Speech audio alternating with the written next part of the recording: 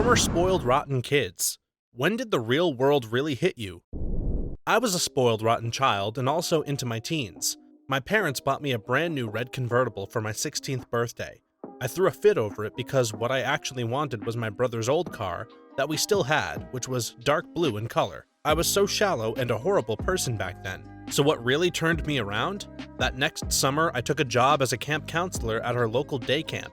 I did not have to work, but I was bored and sounded like something easy to do. God, I was so wrong.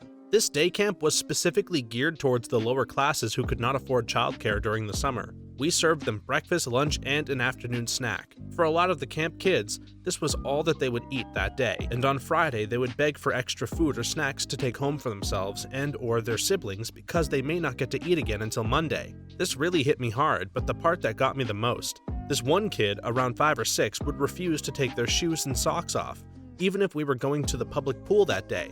I couldn't understand why until one day he came in limping, like his feet were causing him so much pain. I convinced him to let me help him get off his shoes and socks so that I could see what might be bothering him. Once I did, it took everything in me not to break down right there.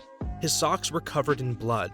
His poor tiny little feet were covered in sores and his toes seemed to curl under a bit. He was in so much pain from the state of his feet. As it turned out, he had been wearing shoes about 3 sizes too small. His family couldn't afford new shoes. I took my lunch break and went out to buy him new socks and a few pairs of shoes. This broke me, which I definitely needed. It changed my way of thinking forever. Wow, I'm glad it changed you. I'm sure you changed that little boy's life for the better. I grew up in Indonesia, a third world country where you definitely have maids if you're posting on Reddit. I grew up thinking it was common to have multiple maids. I moved to Singapore, a first world country where people still have maids, but it's more of an upper/middle class and above thing. I got assigned to sweep the floors by the teachers, and that was my first time ever holding a broom. Swept it back and forth like in cartoons, and everyone was looking at me going, what the heck are you doing? Turns out I was just creating a dust cloud around me. You have to sweep in one direction and gather all the dust into the dustpan. Mind blown. This is the best answer in this thread. I was coming in here expecting I didn't realize people drove crappy cars. I was not expecting I didn't know how to use a broom. Oh, it got better. For some reason, they put me in charge of supervising cleaning the canteen. No idea why. I saw the box of soap and thought we had to use the entire thing. Dumped all the powder on the floor and then dumped a bucket of water over it. Soap everywhere. Didn't know how to stop it. 3 hours later, we still had bubbles. All of us had a blast because the entire canteen became a giant slip and slide, but the teachers were mad. They wouldn't believe me when I tried telling them it wasn't deliberate. Well, as in, I didn't know that was what was going to happen. I grew up in a fancy home, with more rooms than you could ever need on a large property in a pretty rural area. I got everything I wanted whenever I wanted. Huge plasma TV, DSLR camera, motorbike, pony, etc. I never knew what my parents really did for a living. I remember kids always asking what my parents did as a job in the playground, and I never really knew how to respond. I soon figured out what my parents did when my dad was arrested for drug trafficking and the house, cars, and everything else was repossessed by the government as profits of crime. I now live in a crappy house that barely stands in a dodgy area of town. It definitely was a shock to the system, but I'm adjusting just fine, I guess. I had a friend like this. Whenever he'd ask his dad what he did, his dad would get him a new dog. He was a really nice guy, actually, thinking he wanted to open up an animal sanctuary. We still don't know what his dad does. We still see him driving around in his Aston Martin. His dad is also a nice guy, come to think of it. A new dog every time? It's a hint. He's an animal smuggler. I was raised by my great-grandmother. She was well-to-do and active well into her 80s, and her world revolved around me. Ballet, gymnastics, and all the music classes I could fit into my schedule. I had a menagerie of pets, Christmases were obscene, she catered to my every whim as a child. Now that I'm an adult and my wonderful Gram has passed, I've learned that what I had was really unique.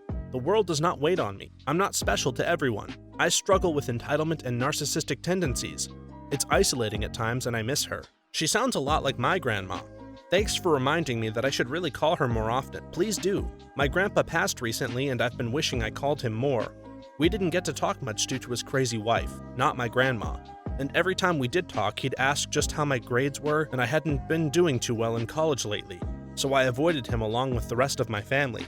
Now he's gone and I'll never speak to him again. I grew up in a Midwestern town/middle-class neighborhood, private school, etc. I never needed anything, but my dad grew up poor and my parents wouldn't give in to any of my big wants. Super Nintendo I never got. My neighbor and best friend got everything he asked for. I loved hanging out at his house because he had the best TV, the best food, the newest video games, 100 pairs of shoes, and 1,000 hats. After we moved away, I found out that his parents gave him anything he wanted because they were in a loveless marriage and constantly fought around him. They were buying love when my parents were showing me love. I always wondered why he would prefer to stay at my house with a crappy TV and an outdated Nintendo with no games. Turns out he wanted to stay at our house because my parents didn't fight and would actually listen to him. My parents became surrogate parents for him, and to this day he calls them mom and dad. I'm happy to call him brother. If it weren't for him, I would have never known how I won the parental lottery. We had a neighbor like that when I was a kid. My family was dirt poor for a long time. Dad didn't make a lot of money and mom was a Catholic and very fertile. This kid that lived next door had every toy and game on the market, but every summer morning, he was at our door asking if the boys could come out and play. He also went through a phase where he became very jealous of any time he could spend with our dad and would almost aggressively try to hoard the seconds. Apparently, his own dad was more interested in his new girlfriend and would just write a check every time his kid was supposed to live with him. The boy's mom wanted to date around and party, and he ended up living with his grandparents, our neighbors. My dad is a great guy and would include him in various family activities. He turned out to be a pretty good adult, and I know my dad is partly responsible. Your dad sounds pretty great. When I was 16, my parents left for a week's vacation and gave me money for the week. Since I didn't know how to do laundry, never even seen it done, I took all of my clothes to the dry cleaner. Even my panties. The cleaner asked 3 times if I was sure I wanted them dry clean. I said yes.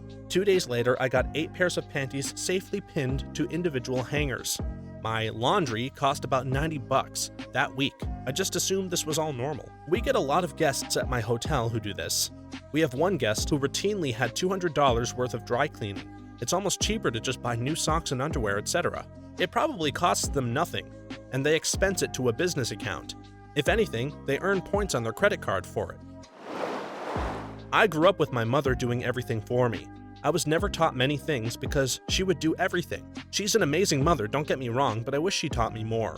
Well, I have a job now where I take care of mentally disabled adults. You basically have to do everything. You have to do all of the cooking, all of the cleaning, and all of the laundry, and you have to shower clients and change their clothes and diapers. Some of them can change themselves. I'd say that this job is helping me a lot. It's giving me more experience in the real world and a great opportunity to help my patients and spend time with them. Yeah, my mother did similar things. She wasn't a very good mother though. She really tried, but I know that I would have been much better off if she'd given me some chores to do and made me do them. Or if she made me feel like I was a contributing member of the household instead of someone carried along on a special chair by a Sherpa. She sort of worshipped me because I was supposed to become a smart medical doctor and she would live through me, doing all of the things she couldn't do herself. Needless to say, this didn't work out. At 20, when I started dating my now husband, he was raised by a single mom who worked 3 jobs and they still barely got by. While my mom was a stay-at-home mom and my dad was/is successful in his line of work. My husband and I went to high school together.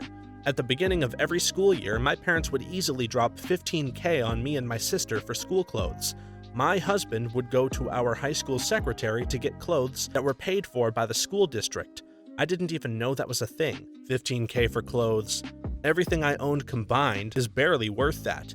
When I moved out of my hometown for college, it was an absolute culture shock. I met other students who couldn't go to their dream schools because of how much it cost, so they had to go in-state. They didn't eat out every other day. They bought secondhand clothes. Some had never traveled out of the country, and some had never even left the state. Some were driving their parents' first cars. That crap blew my mind. This is how the rest of the 99% of the country lives. I come from a filthy rich background, but I work hard to hide it so that you can't tell. I dress normally, I don't really talk about my background, I try to buy stuff on sale. Sometimes it shows in ways that I can't help. I'd never seen crappy cars before going to college.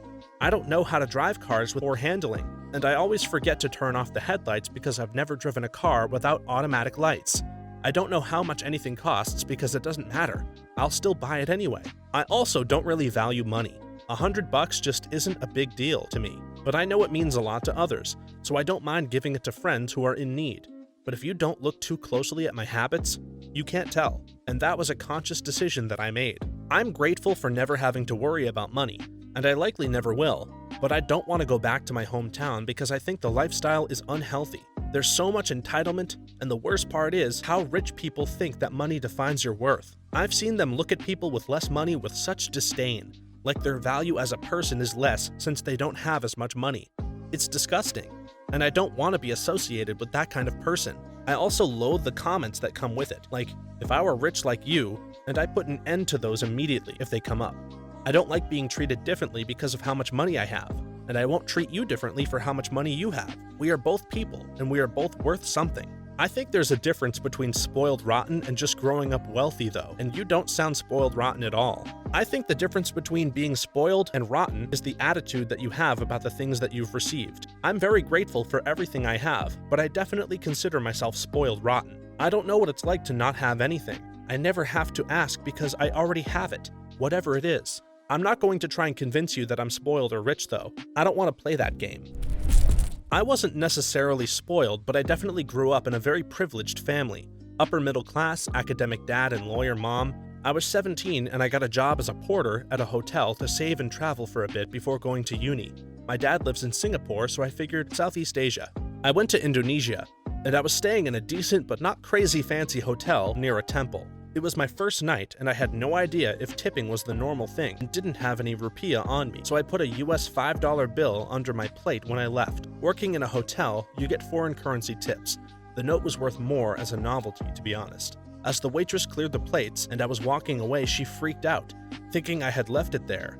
She didn't speak a lot of English, but I got it across that it was a tip, and she basically broke down. It was hardly any money, so I was really confused. I made the mistake of Googling the median wages of the area when I got back. The median, not even the minimum salary, is about $3,000 a year. What I made in about 2 hours at a minimum wage hotel job, she made in a week busting ass for 80 hours.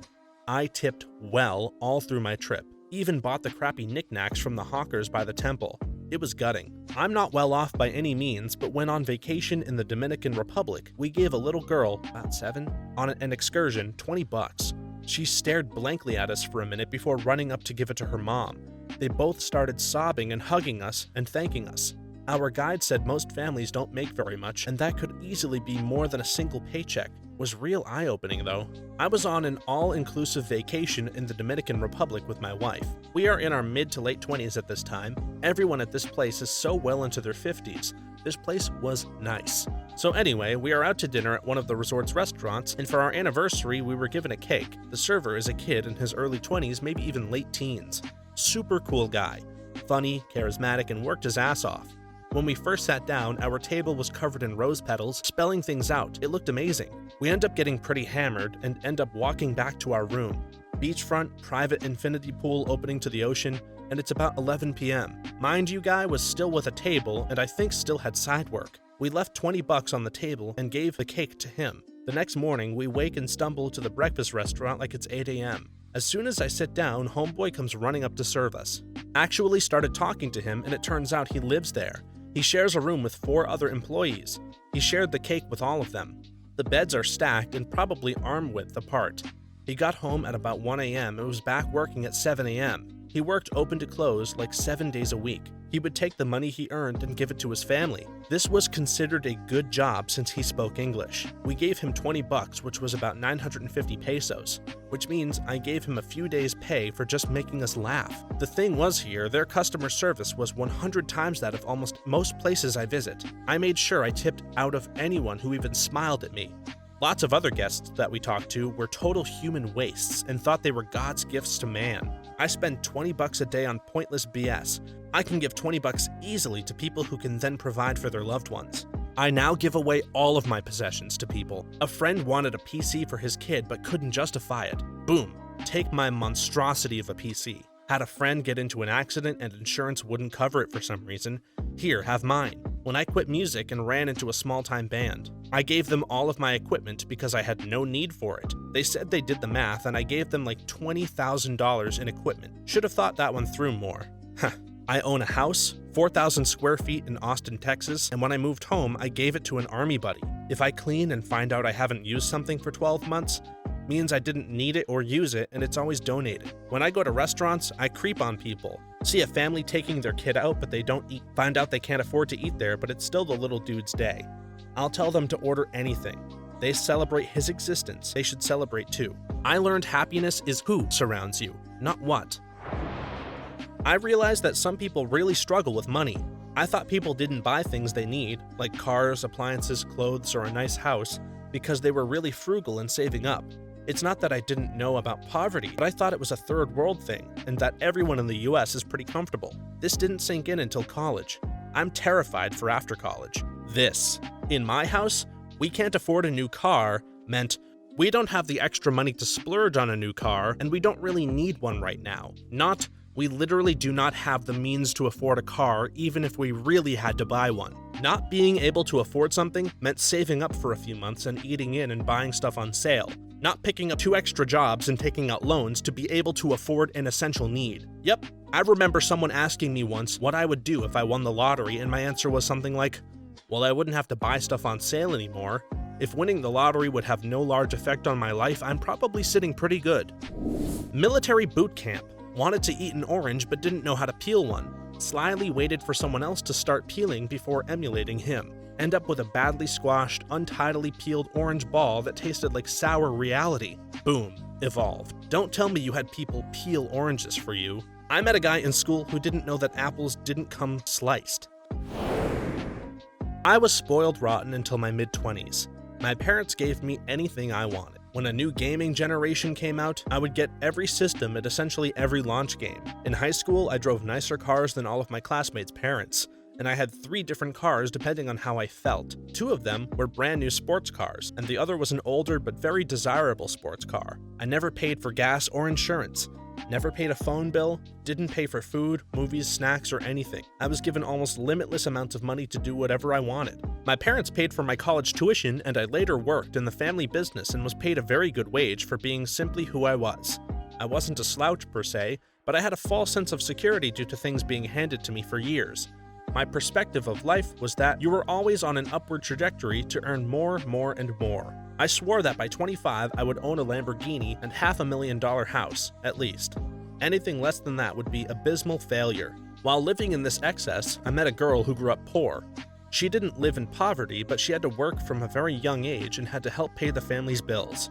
Basically, she lived a life that I deathly feared. Her financial situation stabilized by the time we started dating, but her life experience gave her a pretty solid background. I initially approached our relationship from a position of wanting to give her the finer things in life. I spent thousands of my parents' money on her to take her on trips and buy her jewelry. She was never comfortable with it, and she frequently said that she is fine with a cheap dinner and a movie. She and I got married and were expecting a child soon after. My great awakening came when the family business fell to pieces. Suddenly, the endless supply of money stopped. It was so bad that I couldn't even receive a salary and had to look for a job. I had a college degree, but really no discernible skill set. Finding a job wasn't the easiest thing in the world for me to do. I eventually found a very entry-level job in a completely different field. The salary was incredibly low by any measure. For the first time, I had to pay for gas, insurance, phone, food, etc. The high-performance car I drove took premium fuel and got abysmal gas mileage.